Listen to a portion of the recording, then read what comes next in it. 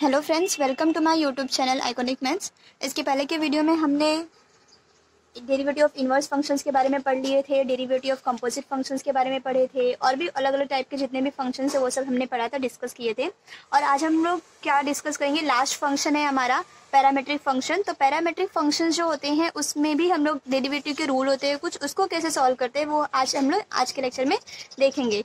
ठीक है फ्रेंड्स, तो पहले तो मैं बता दूं कि ये पैरामेट्रिक फंक्शन होता क्या है। पैरामेट्रिक फंक्शन मतलब क्या है कि अगर हम लोग जैसे इसके पहले क्या करते थे, हमारे पास सिर्फ दो वेरिएबल होता था, function of X and Y. ठीक है, एक्स एंड वाई का कुछ फंक्शन होता था हमारा, इज इक्वल टू मैंने 0 लिया है। तो हम लोग क्या करते थे कि वहाँ पे वाई का डेरिवेटिव लेते थे, विथ रिस्पेक्ट टू एक्स लेते थे। विथ रिस्पेक्ट टू एक्स में हम लोग वाई का डेरिवेटिव लेते थे, तो हमारा आंसर ऐसा कुछ dy अपॉन dx के टर्म में कुछ कुछ तो आता था। ठीक है, कुछ आंसर हमारा आता था। बट अभी हम लोग क्या कर रहे हैं, पैरामेट्रिक फॉर्म मतलब क्या होता है, पैरामेट्रिक फंक्शंस क्या होते हैं कि ये जो मान लो कि कोई x है, वो x का भी फंक्शन हम लोगों ने किसी और के टर्म में लिया, कोई और एक वेरिएबल ले लिया, नया एक वेरिएबल मैंने ले लिया, नया क्या है, t है। t क्या है, मेरा एक वेरिएबल है। ठीक है, तो मैंने कोई अदर वेरिएबल लिया, वो x इज इक्वल टू वो फंक्शन ऑफ t है। सेम वैसे ही जो y मैंने लिया, y भी मेरा क्या है, फंक्शन ऑफ t है, सेम वेरिएबल का। हाँ, ये भी फंक्शन ऑफ t है, ये भी फंक्शन ऑफ t है। ठीक है, यहाँ पे t भी क्या है, वेरिएबल है। तो अब हमें क्या करना है, ये हो गया हम लोग का पैरामेट्रिक फंक्शन। मतलब ये जो x है और ये जो y है, ये दोनों का दोनों किसी एक सिंगल वेरिएबल का फंक्शन हो जाए, सिंगल वेरिएबल का एक फंक्शन हो जाए, दोनों सेम का होना चाहिए। हाँ, हो सकता है ये टी का हो सकता है दोनों का दोनों थीटा का हो सकता है दोनों का दोनों एम का हो, किसी भी चीज का अगर फंक्शन कोई भी एक वेरिएबल का दोनों सेम फंक्शन बन जाए तो ये हम लोग इसको बोलते हैं पैरामेट्रिक फॉर्म बोलते हैं। ठीक है, अब ये पैरामेट्रिक फॉर्म अगर ऐसा है, मतलब एक्स का फंक्शन कुछ टी के टर्म में है, वाई का भी फंक्शन कुछ टी के टर्म में है, तो उस टाइम पे हमारा जो इसका डेरिवेटिव होता है वो डेरिवेटिव कैसे होता है, dy अपॉन dx का फॉर्मूला हो जाता है हमारा। क्योंकि हमें एक्चुअली निकालना क्या है क्वेश्चन में, हमेशा हमें पूरे चैप्टर में यही निकालना होता है कि derivative of y with respect to x, मतलब dy बाय dx ही हमें सारे पूरे चैप्टर में फाइंड आउट करना है। ठीक है, पूरे डेरिवेटिव के सारे क्वेश्चंस में हमें यही फाइंड आउट करना है। तो ये पैरामेट्रिक फंक्शन है, तो पैरामेट्रिक फंक्शंस को हम लोग कैसे फाइंड आउट करते हैं। अब यहाँ पे अगर देखो, यहाँ पे अगर x is equal to function of t है, तो अगर हम लोग इसको डेरिवेटिव लेंगे तो ये किसका फंक्शन है, t का फंक्शन है। तो जैसे मैंने बताया था कि हमेशा जिसका फंक्शन होता है हमेशा उसके रिस्पेक्ट में डेरिवेटिव लेते हैं। तो यहाँ पे t का फंक्शन है, इसका मतलब यहाँ पे जब मैं डेरिवेटिव लूंगी तो यहाँ पे क्या हो जाएगा, dx अपॉन dt। तो हमारा कुछ तो यहाँ पे कुछ तो आंसर आएगा, मतलब t के टर्म में कुछ तो आंसर आ जाएगा। ठीक है, फंक्शन ऑफ यहाँ पे dx अपॉन dt आ जाएगा। सेम वैसे ही अगर मैं यहाँ पे लूंगी तो इसको भी हम लोग क्या करेंगे, with respect to t derivative लेंगे, क्योंकि किसका फंक्शन है, t का फंक्शन है। जिसका फंक्शन होता है हमेशा उसके रिस्पेक्ट में ही हम डेरिवेटिव लेते हैं। तो यहाँ पे फंक्शन ऑफ t है, तो इसका डेरिवेटिव लेंगे तो dy अपॉन dt मेरा कुछ यहाँ पे टर्म आ जाएगा। ठीक, तो अब हमें निकालना क्या है, एक्चुअली हमें क्वेश्चन में निकालना होता है हमेशा dy upon dx find out करना होता है। ठीक है, तो जब dy upon dx find out करना है तो इसका हमारा फॉर्मूला होता है, dy बाय dx का फॉर्मूला होता है dy by dt whole divided by dx by dt। मतलब हमें क्या करना है, ये जो भी पैरामेट्रिक इक्वेशन हमें दिया रहेगा, जो भी पैरामेट्रिक इक्वेशन में गिवन रहेगा, ऑलरेडी गिवन रहेगा, तो जो भी पैरामेट्रिक इक्वेशन हमें दिया है उसको हम लोग उसी टर्म में, जिस वेरिएबल के टर्म में दिया है उसके टर्म में हम लोग क्या करेंगे, डिफरेंशिएट करेंगे टी के टर्म में, दोनों इक्वेशंस को टी के टर्म में डेरिवेटिव लेंगे एंड उसके बाद दोनों का डेरिवेटिव लेंगे तो ये टर्म आ जाएगा dx अपॉन dt, यहाँ से आ जाएगा dy अपॉन dt। और बाद में हम क्या करेंगे, वो दोनों को इस फॉर्मूले में सब्स्टिट्यूट कर देंगे, तो हमें जो फाइंड आउट करना है dy अपॉन dx वो हमारा आंसर आ जाएगा। ठीक है, बस यही है हमारा पैरामेट्रिक फॉर्म, इसमें कुछ भी नहीं है, बस एक नया टर्म आ जाता है, एक नया वेरिएबल आ जाता है, बस हमें क्या करना रहता है कि उस वेरिएबल के टर्म में डेरिवेटिव लेना है एंड उसके बाद वो इस फॉर्मूले में हमें बस सब्स्टिट्यूट कर देना है। बाकी इसके पहले जितने भी आपने डेरिवेटिव के मेथड सीखे हैं कि कैसे वो मेथड से हम लोग सॉल्व करते हैं, कैसे नहीं करते हैं, कब कौन सा रूल अप्लाई करते हैं, वो सब चीज हम लोग वही अप्लाई करने वाले। ठीक है, तो हम लोग देख लेते हैं, आज का पहला क्वेश्चन देखेंगे। आज के लेक्चर में मैं कुछ 2-3 क्वेश्चंस कराऊंगी और उसके बाद इसी टाइप में बहुत सारे प्रूफ तरीके के क्वेश्चंस भी आते हैं, कैसे प्रूफ किया जाता है। ठीक है, जैसे इसके पहले वाले लेक्चर्स में भी मैंने प्रूफ का बहुत सारे क्वेश्चंस लिए थे, तो वैसे ही सेम पैरामेट्रिक के ऊपर डिपेंडेंट भी प्रूफ के क्वेश्चंस पूछे जाते हैं एग्जाम में, तो मैं इसके बाद वाले लेक्चर में वो डिस्कस कर लूंगी। ठीक है, अभी 2-3 क्वेश्चन देख लेते हैं सिंपल, जिससे कि आप लोग को थोड़ा सा समझ में आ जाए कि पैरामेट्रिक फंक्शन क्या है। ठीक है, तो यहाँ पे मैंने कोई x फंक्शन लिया जो कि टर्म्स ऑफ क्या है, t के टर्म्स में है। सेम मैंने y का कोई फंक्शन लिया, वो भी क्या है, t के टर्म में दिया हुआ है। ठीक है, एंड हमें फाइंड आउट क्या करना है, find derivative of y with respect to x, मतलब क्या, dy by dx is equal to हमें क्वेश्चन मार्क, मतलब ये हमें फाइंड आउट करना है। ठीक है, तो अब देखो अब सॉल्यूशन क्या हो जाएगा, हम लोग इसको सॉल्व कैसे करेंगे। पहले मैंने बोला था कि दोनों का दोनों जो भी फंक्शन है एक्स एंड वाई दोनों का दोनों किस के टर्म में होना चाहिए, सेम वेरिएबल के टर्म में होना चाहिए। तो यहाँ पे सेम वेरिएबल के टर्म में है, टी के टर्म में। तो अब हमारा क्या हो जाएगा, इसको भी differentiate with respect to X दोनों को करेंगे। ठीक है, तो यहाँ पे लिखेंगे differentiate with respect to X, नहीं यहाँ पे टी हो जाएगा। ठीक है, differentiate with respect to T करेंगे बोथ द इक्वेशन, दोनों इक्वेशन को हम लोग क्या करेंगे, differentiate with respect to X करेंगे। तो यहाँ से मेरा आ जाएगा dx upon dt is equal to, यहाँ पे अगर डिफरेंशिएट करेंगे तो ये a कांस्टेंट है, a कांस्टेंट है, तो यहाँ पे इसका डेरिवेटिव क्या होता है, जैसे एक्स स्क्वायर का डेरिवेटिव 2x होता था, तो वैसे टी स्क्वायर का डेरिवेटिव क्या हो जाएगा, 2t हो जाएगा। ठीक है, तो ये हो गया इसका डेरिवेटिव। सेम वैसे यहाँ पे dy upon dx dy upon dt आएगा ना, क्योंकि t के रिस्पेक्ट में ले रहे हैं, तो dy अपॉन dt क्या हो जाएगा, यहाँ पे कॉन्स्टेंट क्या है, 2a कांस्टेंट है, तो 2a कांस्टेंट को सेम ऐसे ही रखना है। एंड t का डेरिवेटिव जैसे x का डेरिवेटिव 1 होता है, वैसे ही t का डेरिवेटिव क्या हो जाएगा, 1 हो जाएगा। तो यहाँ से आंसर आ गया dy upon dx is equal dy upon dt is equal to क्या हो जाएगा 2a। ठीक, एंड यहाँ से dx upon dt is equal to क्या हो जाएगा हमारा 2at हो जाएगा। ठीक है, अब उसके बाद हमें क्या करना है कि जो भी हमारा ये है इसको हमें क्या करना है, हमें यहाँ पे अप्लाई करना है फॉर्मूला, क्योंकि हमें निकालना क्या था dy अपॉन dx ना। तो सिंस वी नो दैट कि dy upon dx is equal to क्या होता है, dy upon dt divided by dx upon dt। यहाँ से ये एक्चुअली इसका एक प्रूफ भी है, बट वो एग्जाम्स में कभी जल्दी कभी प्रूफ पूछा नहीं जाता, क्योंकि हम लोग का सिंपल क्या है, अगर हम लोग ध्यान से देखेंगे, फॉर्मूला याद करने का तरीका बता रही हूँ, ध्यान से देखेंगे तो ये dt कैंसिल हो जाएगा, तो dy अपॉन dx ही आ जाएगा ना। ठीक है, तो इसलिए हम लोग का फॉर्मूला ऐसा बनता है। तो यहाँ पे अगर हम लोग वैल्यू सब्स्टिट्यूट करेंगे तो इसका वैल्यू क्या है 2a एंड इसका वैल्यू क्या है 2at, तो ये हमारा क्या हो जाएगा 2a कैंसिल, तो आगे आ जाएगा 1 अपॉन टी। ठीक है, अब अगर ये 1 अपॉन टी आ गया है, हमें dy अपॉन dx निकाला है। ठीक, तो जब dy अपॉन dx निकाले हैं तो या तो उसको आप लोग इसी टर्म में छोड़ दीजिए चलेगा, क्योंकि पैरामेट्रिक फॉर्म है तो t के टर्म में आना चाहिए। बट अगर इनकेस आप लोग यहाँ पे t का वैल्यू इस दोनों इक्वेशन में से किसी भी इक्वेशन में से वैल्यू फाइंड आउट करके t का रख देते हैं तो हमारा वो भी आंसर माना जाएगा। ठीक है, तो मैं क्या करूंगी यहाँ से, क्योंकि dy अपॉन dx है तो फिर x के टर्म में होना चाहिए ना, इसलिए हम लोग क्या करेंगे यहाँ पे t का वैल्यू जो भी है 1 अपॉन टी। अब t का वैल्यू अगर हम लोग यहाँ से फाइंड आउट करेंगे तो क्या हो जाएगा y अपॉन 2a, क्योंकि यहाँ पे मल्टीप्लिकेशन में ना, तो y अपॉन 2a हो जाएगा। तो t के प्लेस पे क्या रखूंगी मैं, y अपॉन 2a, तो यहाँ से ये 2a डिवीजन में है तो यहाँ पे चले जाएगा, तो 2a अपॉन y हो जाएगा। तो ये हो जाएगा हमारा dy upon dx।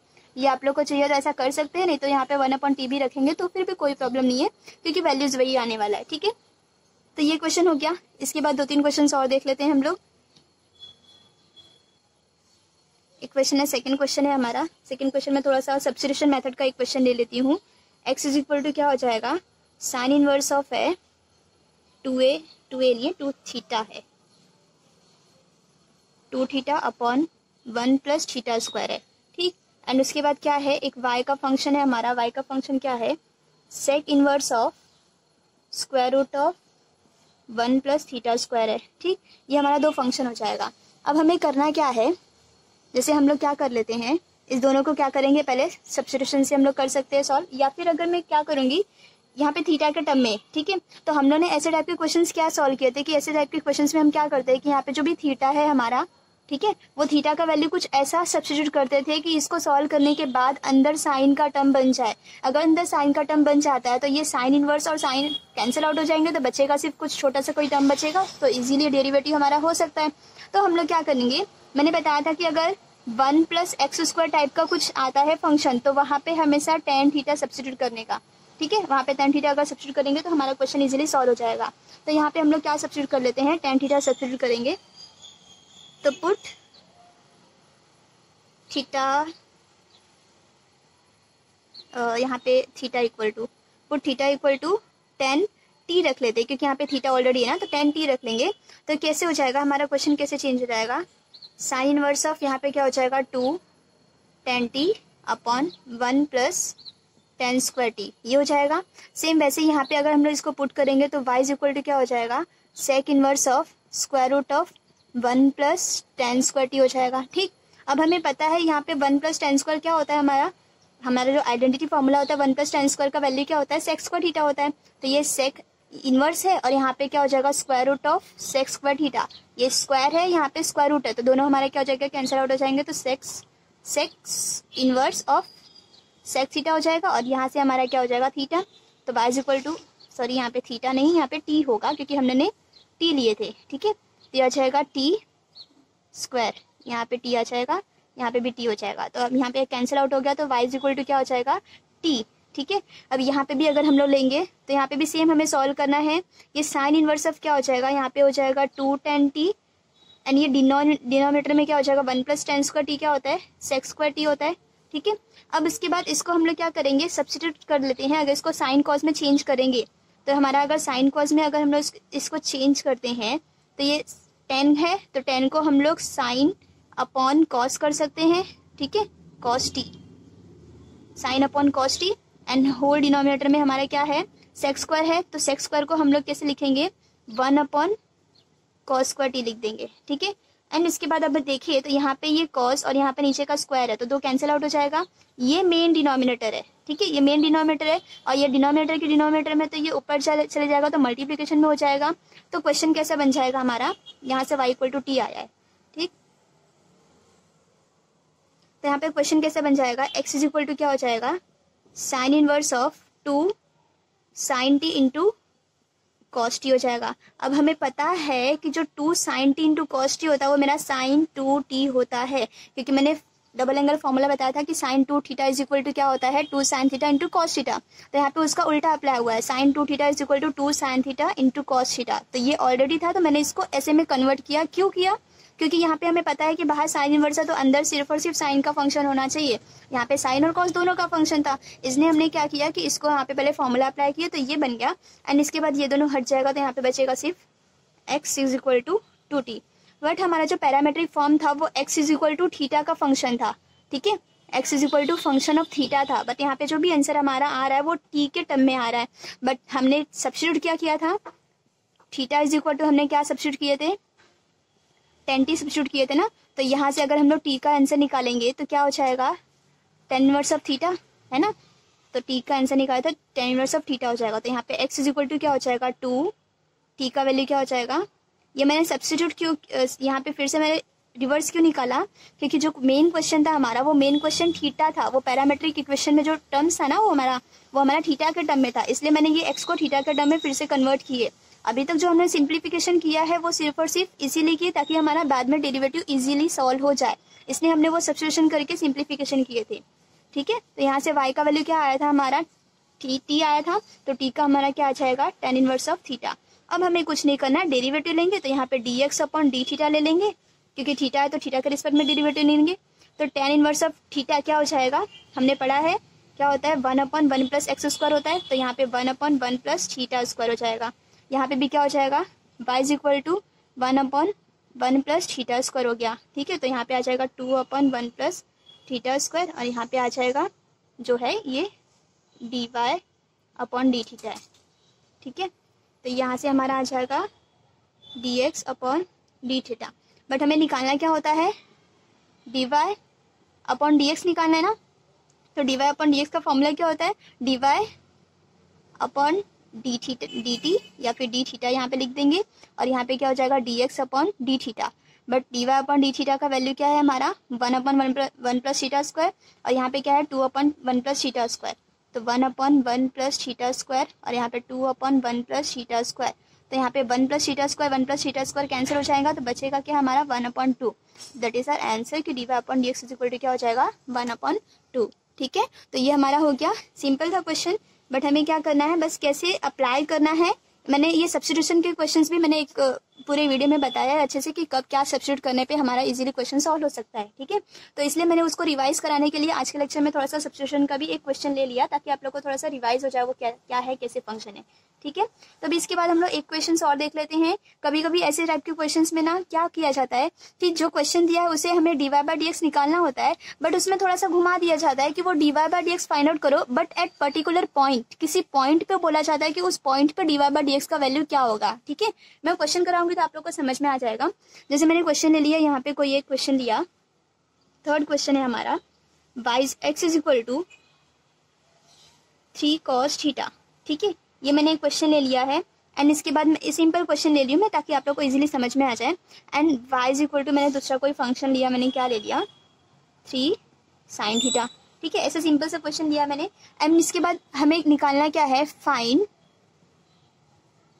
dy upon dx at dy upon dx नहीं, हाँ dy upon dx at theta equal to π/4, मतलब थीटा इक्वल टू π/4 पे ये पर्टिकुलर थीटा का वैल्यू दिया गया है। अब इस पर्टिकुलर वैल्यू पे dy/dx का वैल्यू क्या होगा वो हमें फाइंड आउट करना है, ठीक है। तो हम लोग क्या करेंगे, पूरा प्रोसीजर वही होगा जो अब तक हम सॉल्व करते हैं, पूरे वैसे ही सॉल्व करना है। बस लास्ट में जो भी हमारा dy/dx का वैल्यू आता था, क्योंकि जब हम सॉल्व करते थे तो उसका जो dy/dx का वैल्यू जो भी आता था वो हमारा जो भी यहाँ पे पैरामेट्रिक टर्म जो होता था, वो जो इक्वेशन मतलब जो भी वेरिएबल यहाँ पे होता था उसी वेरिएबल के टर्म में आता था dy/dx। अब ये भी सेम हम लोग सॉल्व करेंगे तो इसी वेरिएबल के टर्म में आएगा। बस लास्ट में हमें क्या करना है कि वो थीटा का वैल्यू यहाँ पे सब्स्टिट्यूट कर देना है, ठीक है। तो हम लोग देख लेते हैं इसको भी कैसे सॉल्यूशन हो जाएगा ये हमारा। तो यहाँ पे हो जाएगा dx upon D theta, theta के रिस्पेक्ट में डेरिवेटिव लेंगे तो 3 cos थीटा का डेरिवेटिव क्या होता है हमारा माइनस साइन थीटा होता है, ठीक है। तो यहाँ पे आ जाएगा ये -3 sin थीटा। एंड इसके बाद यहाँ पे अगर हम लोग ले लेते हैं तो dy/d थीटा। बस अब मैं आप लोग को मेथड बता रही हूँ कि कैसे करना है। बाकी ऐसे बहुत तरीके के क्वेश्चंस है, आपने डेरिवेटिव लेना अब तक एक्सपर्ट बन चुके हैं, क्योंकि बाकी सारे मतलब मैंने और भी बहुत सारे टाइप के क्वेश्चंस करा चुकी हैं, ठीक है। तो वो आप लोग वहाँ से ट्राई करेंगे तो आप लोग को आ जाएगा। और इनकेस अगर नहीं आता तो फिर मैंने अभी इंस्टाग्राम चैनल ओपन किया है, टेलीग्राम चैनल भी ओपन किया है, तो आप लोग को जो भी डाउट्स आते हैं उसमें डिस्कशन कर सकते हैं, ज्वाइन हो सकते हैं। जो भी डाउट होगा मैं भी वहाँ पे हेल्प कर दूंगी। ओके, तो यहाँ पे भी क्या हो जाएगा, यहाँ पे अगर इसका डेरिवेटिव लेंगे तो साइन थीटा का डेरिवेटिव क्या होता है कॉस थीटा, ठीक है। तो ये हमारा आ जाएगा dx अपॉन डी थीटा और यहाँ पे आ जाएगा हमारा dy अपॉन डी थीटा। तो यहाँ से निकालना है कि हमें dy अपॉन dx निकालना है। तो dy अपॉन dx का फॉर्मूला क्या होता है, dy upon D theta divided by dx upon D theta is equal to, तो dy अपॉन डी थीटा क्या है 3 cos theta whole divided by यहाँ पे क्या है -3 साइन थीटा। अब यहाँ पे इसको सॉल्व करेंगे तो 3 cancel minus cos theta upon sine theta. But हमें पता है कि cos theta upon sine theta क्या होता है, cot थीटा होता है। तो यहाँ पे रख सकते हो आप लोग फॉर्मूला, या फिर चाहिए तो यहाँ पे डायरेक्टली थीटा का वैल्यू π/4 भी सब्स्टिट्यूट कर सकते हैं। बट मेरे को मतलब फॉर्मूला पता था तो रख दिए। तो यहाँ पे आ जाएगा dy upon dx is equal to क्या हो जाएगा -cot थीटा। बट हमें ये देखो, अगर हमें अब तक क्वेश्चन में अगर ये नहीं दिया होता, ये टर्म नहीं दिए होते तो हम इस क्वेश्चन को यही तक सॉल्व करते। बट हमें यहाँ पे बताया गया है कि थीटा का वैल्यू क्या है π/4 है, तो उस पर्टिकुलर वैल्यू पे ये dy/dx का वैल्यू क्या होगा वो हमें फाइंड आउट करना है। तो हमें पता है कि थीटा इज इक्वल टू, अगर हम लोग π/4 इसमें सब्स्टिट्यूट करते हैं तो मेरा जो dy/dx हो जाएगा, dy/dx क्या हो जाएगा π/4 पे, तो tan थीटा का वैल्यू, tan π/4 का वैल्यू क्या होता है 1 होता है, और tan और cot क्या होता है मेरा 1/10 होता है। तो जब tan का अगर वैल्यू 1 है π/4 पे तो cot का भी वैल्यू क्या हो जाएगा 1 हो जाएगा। तो यहाँ पे क्या आ गया इसका आंसर -1, ठीक है। तो dy/dx का आंसर आ गया -1। तो फ्रेंड्स इसके बाद के ये आज के वीडियो में बस इतना ही। इसके बाद के लेक्चर में हम प्रूफ वाले बहुत सारे क्वेश्चन सॉल्व करेंगे, कैसे करना है उसे वो भी बताएंगे हम लोग। और उसमें थोड़ा सा क्वेश्चन अलग अलग तरीके का है, वो हम लोग डिस्कस करेंगे आगे के नेक्स्ट लेक्चर में। तो ठीक है फ्रेंड्स, तो इसके बाद के लेक्चर में हम मिलते हैं। अगर आपको ये वीडियो पसंद आए तो प्लीज़ इसको शेयर कीजिए, लाइक कीजिए, सब्सक्राइब कीजिए, अपने सारे फ्रेंड्स को बताइए कि ऐसा है, आप लोग फ्री में आप लोग सीख सकते हैं। इसके बाद अगर ये मेरा चैप्टर कंप्लीट हो जाएगा तो इसके बाद में इंटीग्रेशन चैप्टर, जो कि मोस्ट इंपॉर्टेंट चैप्टर है हमारा 12th स्टैंडर्ड का, HSC के लिए बहुत इंपॉर्टेंट है, तो मैं वो चैप्टर स्टार्ट करने वाली हूँ। तो अपने फ्रेंड्स को प्लीज़ शेयर कीजिए। ओके फ्रेंड्स, नेक्स्ट लेक्चर में मिलते हैं।